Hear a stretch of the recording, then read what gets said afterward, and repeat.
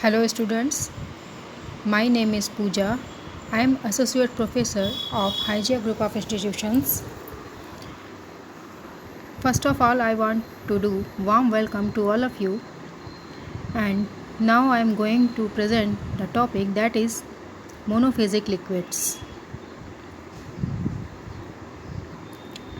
These are the contents of monophasic liquids. First of all, introduction of monophasic liquids, definition of monophasic liquids, and preparation of gargles, mouthwashes and throat paints. सबसे पहले तो हमें ये जानना चाहिए कि monophasic liquids होते क्या हैं, मोनोफेजिक डोजेस फॉर्म्स क्या होती हैं। मोनोफेजिक लिक्विड्स वो लिक्विड प्रिपरेशंस होती हैं जो हम सिरप के फॉर्म में, लिक्विड के फॉर्म में बॉडी में इनटेक करते हैं या बॉडी कैविटीज़ में यूज़ करते हैं, जैसे gargles, elixirs, syrups, suspensions etcetera. तो आइए इसकी डेफिनेशन और इंट्रोडक्शन देख लेते हैं। मोनोफेजिक डोजेस फॉर्म्स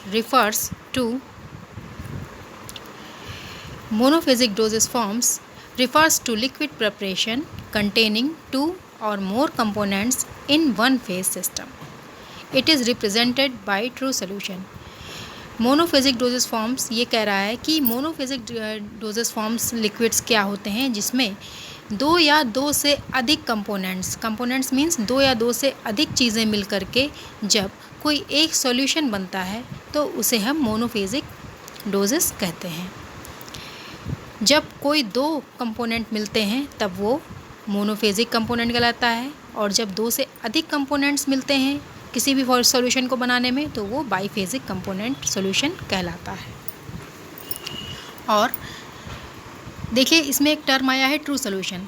तो a true solution is a clear homogeneous mixture that is prepared by dissolving solute in a suitable solvent. देखिए इसे ऐसे समझते हैं कि सॉल्यूट वो चीज़ होता है, वो सब्सटेंस होता है कि जिसे हम अपने सॉल्वेंट में, सॉल्वेंट जो ज़्यादा क्वांटिटी में होता है, ज़्यादा वॉल्यूम में होता है, और सॉल्यूट छोटी और या कम क्वांटिटी में होता है। सॉल्यूट को सॉल्वेंट में हम ऐड करते हैं, तो उसको जब हम सॉल्वेंट में ऐड करते हैं तो वो क्लियर सॉल्यूशन बन जाता है। इसका एग्जांपल हम शुगर एंड वाटर से ले सकते हैं। शुगर हमारा क्या है, स्मॉल अमाउंट में है, वो सॉल्यूट है। वाटर हमारा क्या है, वो लार्ज अमाउंट में है, वो सॉल्वेंट है। शुगर को जब हम वाटर में ऐड करते हैं और स्टिर करते हैं, मिलाते हैं अच्छे से, तो वो एक क्लियर होमोजेनस सॉल्यूशन बन जाता है। वो सॉल्यूशन हमारा क्या कहलाता है, solution. Now the component of the solution which is present in a large quantity is known as solvent. जैसा कि मैंने पहले ही आपको बताया कि जो ज़्यादा अमाउंट में, ज़्यादा क्वांटिटी में कंपोनेंट प्रेजेंट होता है सॉल्यूशन में, वो कहलाता है क्या, सॉल्वेंट। वाटर हमारा क्या है, सॉल्वेंट है। Whereas the component present in small quantity is termed as solute. चीनी क्या है, सॉल्यूट है। होप आपको सॉल्यूट और सॉल्वेंट में डिफरेंस समझ में आ गया होगा। जब सॉल्यूट को सॉल्वेंट में ऐड करते हैं तो सॉल्यूशन प्रिपेयर होता है। नाउ मोनोफेजिक लिक्विड्स की डेफिनेशन। अब हम मोनोफेजिक लिक्विड्स की डेफिनेशन क्या है वो देख लेते हैं। Single phase liquid preparations intended for external और internal use are called monophasic liquids. Single phase liquid preparation जैसे कि किसी एक ही टाइप से बनाई हुई, एक ही टाइम में बनाई हुई प्रिपरेशन जो कि इंटरनल बॉडी के अंदर या बॉडी के बाहर यूज़ की जाती है, वो कहलाती है हमारी monophasic liquid preparations. Now solution. In pharmaceutical terms, solution are liquid preparations that contains one or more chemical substances dissolved in a suitable solvent or mixture of mutually miscible solvent. जैसा कि मैंने पहले ही आपको बताया कि सॉल्यूशन क्या है, solution एक मिक्सचर है जो कि सॉल्यूट और सॉल्वेंट को ऐड करने से बना होता है, ये कहलाता है हमारा solution. Now this is a chart of liquid dosage form. जैसा कि देखिए ये इधर लेफ्ट हैंड साइड फिगर में शो हो रहा है कि लिक्विड डोजेस फॉर्म क्या है, जो बॉटल से देखिए स्पून में प्रिपरेशन ऐड हो रही है, वो हमारी लिक्विड प्रिपरेशन है जिसे लिक्विड के फॉर्म में हम देते हैं। टैबलेट्स क्या हो गई हमारी, कैप्सूल्स क्या हो गए, वो हमारे सॉलिड डोजेस फॉर्म हो गए जिसे हम टच कर सकते हैं, जो सॉलिड फॉर्म में होती है, और लिक्विड जो लिक्विड फॉर्म में होती हैं। Liquid dosage forms are divided into two forms. Left hand side is monophasic liquid dosage forms and right hand side is biphasic liquid dosage forms. Monophasic liquid dosage forms is again divided into two parts, internal and external. Internal means जो body के अंदर दी जाने वाली जो दवाएं हैं वो internal doses forms कहलाती हैं, और एक्सटर्नल जो बॉडी के बाहर यूज़ की जाती हैं वो एक्सटर्नल डोजेस फॉर्म्स कहलाती हैं। इंटरनल डोजेस फॉर्म्स में क्या क्या हमारे एग्जांपल्स आते हैं, सिरप्स, एलेक्सर्स, ये हमारे सस्पेंशंस, सिरप, एलेक्सर्स, ये सारी क्या होती हैं, हमारी इंटरनल डोजेस फॉर्म्स होती हैं। एक्सटर्नल डोजेस फॉर्म्स क्या होती हैं, गार्गल्स, एनिमास एक्सेट्रा, ये हमारे एक्सटर्नल डोजेस फॉर्म्स हैं। नाउ लिक्विड डोजेस फॉर्म्स का राइट हैंड साइड देख लेते हैं, biphasic liquid dosage forms. Biphasic liquid dosage forms में हमारा सस्पेंशन और इमल्शन आता है। सस्पेंशंस क्या होते हैं, जो प्रिपरेशन आपने कभी देख ली होगी कि जिसमें सस्पेंडिंग पार्टिकल्स मिले हुए होते हैं, किसी भी बॉटल में लिखा होता है शेक वेल बिफोर यूज़, वो हमारा कहलाता है suspension. Okay, now gargles. Gargles की डेफिनेशन देख लेते हैं। डेफिनेशन है, gargles are aqueous solutions containing medicaments meant for throat infection. Gargles क्या होते हैं, हिंदी में इसे बोलते हैं गरारे करना। जब हमारे थ्रोट में कोई इन्फेक्शन हो जाता है किसी भी तरह का, तो हम क्या करते हैं कि गर्म पानी और नमक से गरारे करते हैं, है ना। तो ठीक इसी तरह गार्गल्स मार्केट में भी अवेलेबल होते हैं, जो कि मेडिकेटेड सब्सटेंसेस ले करके बने हुए होते हैं। उसे क्या करते हैं हम, गर्म पानी में ऐड करके या सफिशेंट क्वांटिटी जो कि डॉक्टर्स के थ्रू प्रिस्क्राइब होती है, उसे हम ऐड करके बनाते हैं। अब इसकी डेफिनेशन देख लेते हैं। इसकी डेफिनेशन है, gargles are aqueous solutions containing medicaments meant for throat infection. Gargles aqueous solution होते हैं जो कि जिसमें मेडिकामेंट्स, दवाएं मिली हुई होती हैं, जो कि गले के इन्फेक्शन को दूर करने के लिए यूज़ किया जाता है। Usually they are concentrated solution. Generally क्या होता है, जो मेडिकेटेड गार्गल्स होते हैं वो कंसनट्रेटेड फॉर्म में होते हैं, मीन्स गाढ़े फॉर्म में होते हैं। So they are diluted with water prior to use. इसे हम डॉक्टर्स की एडवाइस के थ्रू, जैसा कि डॉक्टर हमें प्रिस्क्राइब करते हैं, उसे हम गर्म पानी में या सादे पानी में मिला करके गार्गल करने के लिए यूज़ करते हैं। Now preparation of gargle. अब गार्गल कैसे बनती हैं, इसका एक एग्जाम्पल मैंने यहाँ दिया हुआ है। एग्जाम्पल है फिनॉल गार्गल। BPC इसका रेफरेंस है, ब्रिटिश फार्माकोपिया से इसका रेफरेंस लिया हुआ है। फिनॉल गार्गल, इंग्रेडिएंट्स इसके देख लेते हैं फिनॉल गार्गल के। ये हैं फिनॉल ग्लिसरीन, फिनॉल 16% इसमें लिया हुआ है एंड ग्लिसरीन 84% लिया हुआ है। Amaranth solution 1%, amaranth in chloroform water and purified water लिया हुआ है सफिशिएंट क्वांटिटी में। सिंपल प्रोसीजर है, कुछ नहीं करना है। इसमें सभी इंग्रेडिएंट्स को 1, 2, 3 जो इंग्रेडिएंट्स हैं उन्हें हम मिक्स कर देते हैं, अच्छे से मिक्स करते हैं और शेक करके इसे कंटेनर में क्लोज़ कर देते हैं। स्टोर करने के लिए कंटेनर लेते हैं, उसे टाइटली क्लोज़ करके, but it should be protected from light. उसे हम लाइट की प्रेजेंस में नहीं रखते हैं। ध्यान दीजिएगा कि कंटेनर को लाइट के प्रेजेंट में, डायरेक्ट लाइट के प्रेजेंट में नहीं आना है, अदरवाइज़ आपकी प्रिपरेशन ख़राब हो जाएगी, डिग्रेड हो जाएगी। Now mouth washes.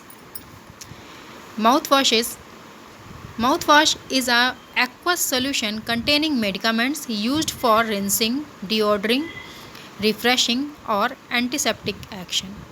Mouthwashes सभी लोग जानते हैं। माउथ क्या होते हैं, जब मुंह से किसी भी तरह का बैड ऑडर या बैड स्मेल आने लगती है तो हम माउथ वॉशेस का यूज़ करते हैं, ठीक है।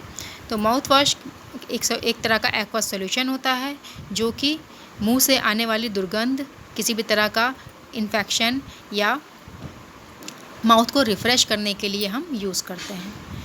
माउथ वॉशेस में contain astringent and antibacterial agents. Medicated mouth washes जो होते हैं उसमें एंटीबैक्टीरियल एजेंट्स और एस्ट्रिंजेंट एजेंट मिलाए जाते हैं, ताकि जो हमारे मुंह में जो किसी भी तरह का कोई इन्फेक्शन या कोई भी किसी भी तरह की कोई प्रॉब्लम है जो कि बैक्टीरिया या वायरस के थ्रू है, तो वो उससे सही हो जाती है। नाउ अब इसकी प्रिपरेशन देख लेते हैं, preparation of mouth washes. Example, compound sodium chloride mouth wash, British pharmacopoeia से लिया हुआ है।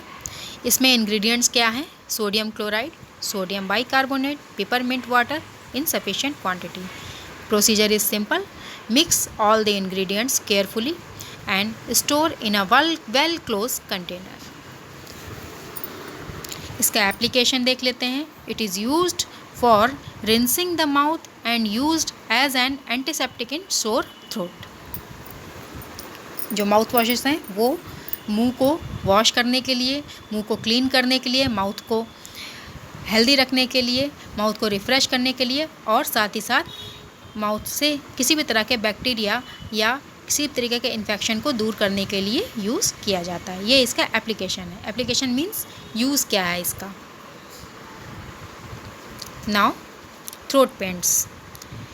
Throat paints are simple solution containing medicaments dissolved in a viscous solvent। Throat paints क्या होते हैं? ये सिंपल सॉल्यूशन होते हैं जिसमें जो मेडिकेटेड प्रोडक्ट्स हैं, जो मेडिकामेंट्स हैं, जो मेडिसिन है, वो एक विस्कस सॉल्वेंट में ऐड की जाती हैं। जैसे कि विस्कस सॉल्वेंट हमारा है ग्लिसरीन या लिक्विड पैराफिन। लिक्विड पैराफिन को हिंदी में मोम कहते हैं, बट मेडिसिन की लैंग्वेज में, मेडिकेटेड लैंग्वेज में, फार्मेसी की लैंग्वेज में लिक्विड पैराफिन बोलते हैं, जो हमारे दवाओं को बनाने में यूज़ किया जाता है।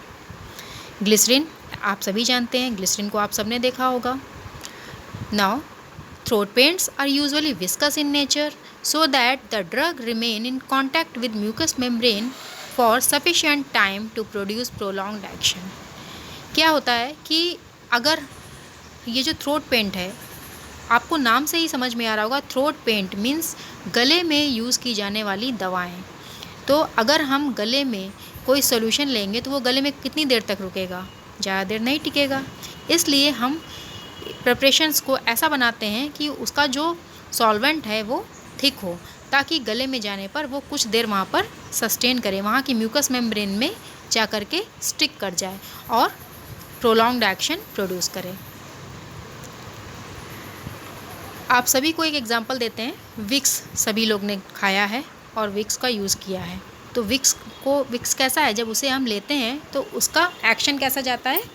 स्लोली जाता है थ्रोट में। This is the best example for throat paint. Iodine and glycerin are commonly used as throat paint. Iodine और ग्लिसरीन को as a solvent commonly throat paint में यूज़ किया जाता है। नाउ थ्रोट पेंट का स्टोरेज देख लेते हैं। Storage, throat paints are stored in well closed coloured bottles protected in the inner side of the throat with a cotton swab. एक लंबे नेक की बॉटल में इसे स्टोर करते हैं और कॉटन स्वैब से उसकी नेक को प्रोटेक्ट कर देते हैं, क्लोज कर देते हैं। थ्रोट पेंट्स का application, it is used in throat infections. Throat paints throat infection में यूज़ किए जाते हैं। Now preparation of throat paint. Iodine glycerin throat paints, इसे बनाने के लिए इंग्रेडिएंट्स क्या क्या चाहिए? Iodine, potassium iodide, alcohol, oil of peppermint, glycerin in sufficient quantity. सबसे पहले क्या करते हैं कि आयोडीन और पोटेशियम आयोडाइड को ग्लिसरीन में डिज़ोल्व करते हैं, ग्लिसरीन में मिक्स करते हैं। फिर बाकी सभी इंग्रेडिएंट्स को स्लोली डिज़ोल्व करते हैं और अल्कोहल को धीरे धीरे स्लोली ऐड करते जाते हैं। जब सारे इंग्रेडिएंट्स ऐड हो जाते हैं तो लास्ट में क्या करते हैं कि पिपरमिंट ऑयल को ऐड करके अच्छे से मिक्स करते हैं। फिर उसके बाद सफिशिएंट क्वांटिटी में ग्लिसरीन ऐड करके फाइनल प्रिपेयर कर लेते हैं। It is stored in well closed colored bottle. It should be protected from light. Application क्या है? It is used in throat infections and as an antiseptic and disinfectant. Now come to the summary. We have discussed about monophasic liquids for external use. हम सभी ने monophasic liquids का external use होने वाले products के बारे में पढ़ा, जाना, समझा, जिसमें कि हमने पढ़ा gargles, mouth washes and throat paints. Next lecture में हम देखेंगे ear drops, eye drops, nasal drops, जो कि हमारी बॉडी में इंटरनली यूज़ होते हैं, और इसकी डेफिनेशन, प्रिपरेशन के बारे में हम सब डिस्कस करेंगे। These are the references. References means हमने कहाँ कहाँ से इन टॉपिक्स को कवर किया है। ये कुछ बुक्स के नाम हैं और नेट का रेफरेंस है। Thank you.